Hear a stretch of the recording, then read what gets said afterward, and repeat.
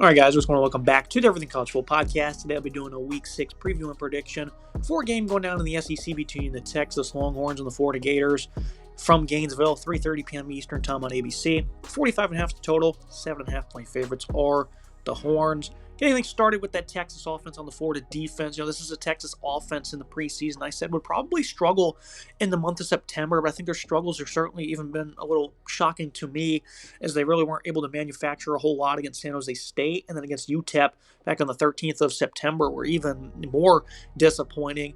Finally had a breakthrough game against Sam Houston State, 600 plus yards, 55-0 victory. But that team has just been abysmal this year, the Bearcats.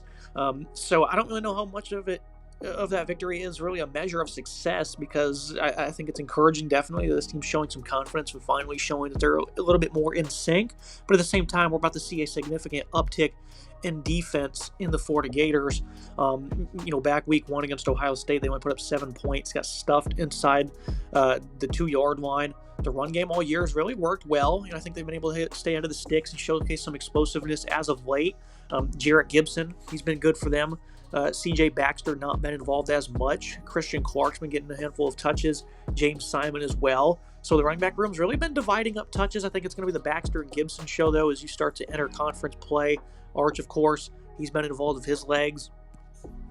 Definitely a factor when it comes to being in the red zone as well. He has 5 touchdowns. It's really where he's made a lot of his damage happen. This offensive line, it's a makeshift unit. It's a group that's in progress. A lot of size, a lot of talent. Trevor Gooseby at left tackle is the only guy that really played last year outside of DJ Campbell at right guard, who was a returning starter, and he's having a heck of a season. Cole Hudson at center has been inconsistent.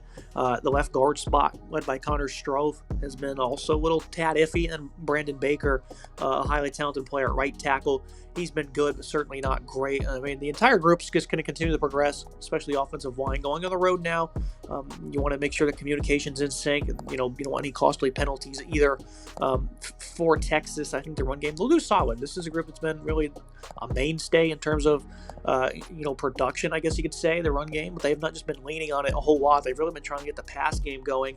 And that's where there's really been a lot of struggles. Arch Manning, all this hype coming into this season, and a lot of people just didn't admit that he's a young quarterback with a brand new offensive line, a brand new group of wide receivers. It's going to take a minute, and that's led to a lot of struggles that most people didn't see coming. It doesn't shock me one bit, though, because I thought that this would happen. It was going to be some growing pains in this last game. 343 and 3 touchdowns through the air is by far their best performance. A big theme this year, though, is he's just not been on the same page of Ryan Wingo. You see a lot of targets go his way where they're just not in sync one bit.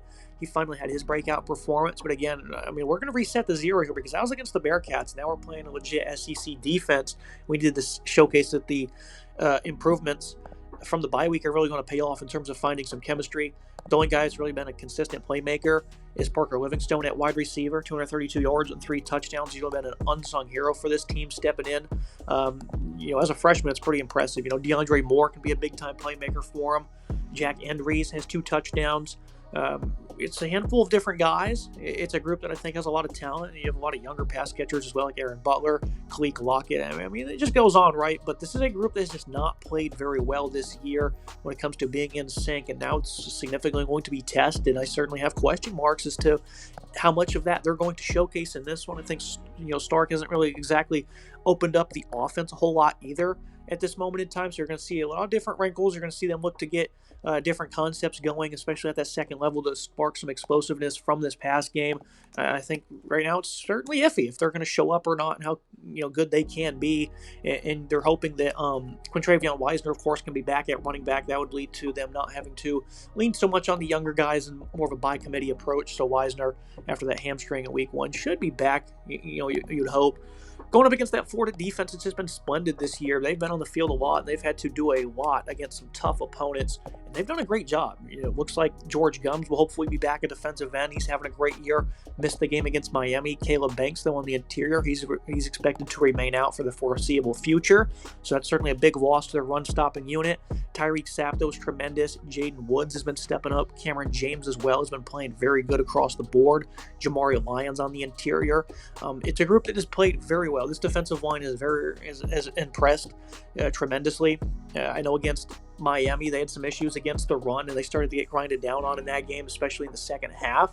But that's fine. I mean, they were on the field a lot, and they held up very well against that passing attack, and they had some success when it came to stopping the run in that game. But overall, it was Miami really leaning on that offensive line, wearing them down. And Texas is going to look to do the same thing. They're going to pound the rock a whole lot.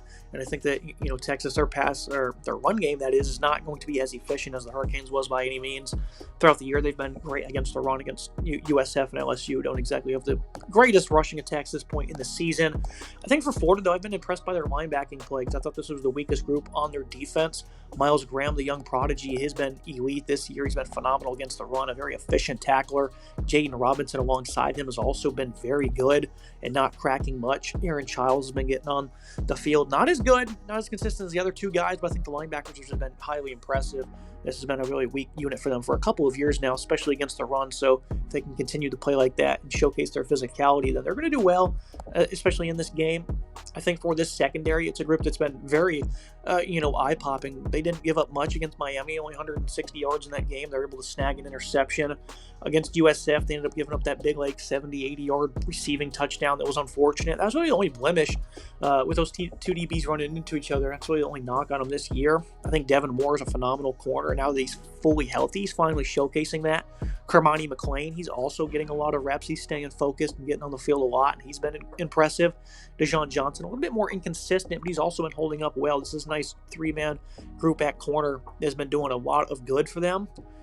At slot, Sharif Denson, he's a veteran. He hasn't been played as well in coverage, but he's been great against the run, not missing any tackles. So his presence has certainly been felt and noted. I love the safeties. Jordan Castell, Bryce Thornton. These guys have been great. Thornton in coverage has been phenomenal for them. Castell's more of a volume tackler and can get downhill in a hurry and make plays. And they're going to need every bit of everything from all of these guys going up against that Texas passing attack that, even if they're more in sync than we saw throughout the first 4 games, I don't think it's going to be anything too crazy to be able to make things happen against this great secondary that's been balling out. So it's really going to be up to these defensive backs to be stout against the run, force them to throw the football. I think when it comes to play action, Texas can hurt you downfield with some of the guys they have when it comes to speed. So it's going to be another tough test. They've played well so far, but you got to continue to play with that same energy. Moving to the other side of things, the Florida offense against the Longhorns defense. This has been a terrible group for Florida on offense. Coming into the year, I had them pegged as an A offense, and I look like the clown now as they're averaging only 11 points per game over the last 3. And the thing is, DJ Lagway missed the entire summer, and he was not able to throw with this group a whole lot, due to his shoulder surgery and him coming back. He's just not been on point when it comes to his throwing mechanics. It's also not on point when it comes to his ability to scan the field, because that was the biggest knock on him last year from me when I watched the film. Is this guy was a great deep ball thrower, but when it came to navigating the rest of the field and being a field general, he missed in all of those regards. So a lot of people had him as the number 1 quarterback. I just don't believe watched a whole lot of film, and they're just saying things to say it. And this is a guy who had 5 interceptions against LSU, being late on some throws, also just misdiagnosing coverage. Against Miami, they only generated 61 passing yards. That talk about not being in sync. It's these guys. It's nothing they do works. They can't even slip a guy out on play action across the formation to get a couple of yards in the pass game. It's just been very tough for them. The screens aren't there. Nobody's blocking. The receivers, when Lagway does have time to make a throw, we're not making plays. It's just been a whole lot of bad, and now we have a bye week to regroup after playing some tough defense. There's a lot of good film to watch for the Gators to try and manufacture some more offense. Vernell Brown's been the leading pass catcher. Hayden Hansen, 15 receptions. He's been getting a lot of dump downs. Eugene Wilson, he's really their most talented pass catcher, very explosive, and he's just not doing anything. Only 73 yards on the year on 15 grabs, and that's just abysmal, right? Aiden Mizell, J. Michael Sturdivant, he's more of a physical outside pass catcher. We have weapons. We have plenty of speed, too. This is a phenomenal group for Florida. We're just not doing a good job of getting them in sync or in positions to make plays. And I think for Lagway, after the bye week, they're going to sit down, they're going to go back to the drawing board, see some of the things he likes, and I think you're going to see an improved performance here against Texas, which is obviously going to be tough because this is a phenomenal defense that the Longhorns bring to the table. Defensive line's, not as skilled as it's been the last couple of years, but they're still incredibly deep with size and talent. Murad Watson, at defensive tackle has been phenomenal. Cole Breivert as well. Travis Shaw has been getting on the field at defensive tackle. Nice rotation there. Hiro Kanu as well has probably been their top run defender. A variety of different pass rushers led by Colin Simmons, Ethan Burke, Brad Spence has been a nice addition. I think this is a phenomenal group. And Trey Moore, his versatility, they moved him to linebacker this year, and he's been good. Relatively quiet, though, as a pass rusher, but I think this is a guy they're going to look to, put in different situations to make an impact when it comes to his abilities as a versatile player as we enter conference play. Anthony Hill, obviously a phenomenal leader. Has not missed a tackle all year. A linebacker, Liano Lafau, has been very impressive with his improvements in the run defense department. I think he's really taken his game to another level as a leader for this defense. The secondary, I think it's led by a phenomenal safety group. Michael Taff, he's elite, phenomenal football IQ, covers very well. He's good in run defense when it comes to firing downhill and getting to those gaps. I love what he brings to the table. Jelani McDonald, he's been a great player. He's also been stout against the run. Lines up in the slot, can play a lot of free safety as well. He's been splitting those duties with Grayson Littleton, a younger player who's played well this season. And I think at corner, probably, if you want to take some shots downfield, this is probably the weakest part of the secondary. It's really not even that bad. Jalen Gilbew still adjusting to an outside corner position, has played well this year. Malik Muhammad as well, a third-year starter.